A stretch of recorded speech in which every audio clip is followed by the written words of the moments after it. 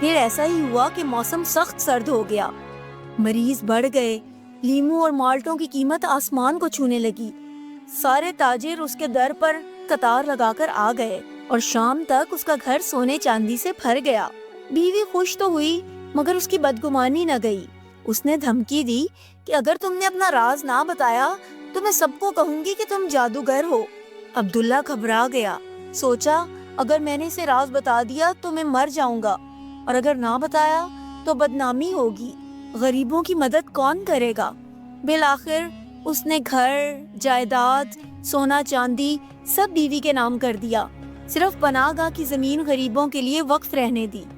بیوی سے کہا آج کے بعد میرے قریب نہ آنا ورنہ طلاق دے دوں گا۔ عبداللہ خود بھی پناہ گاہ میں رہنے لگا۔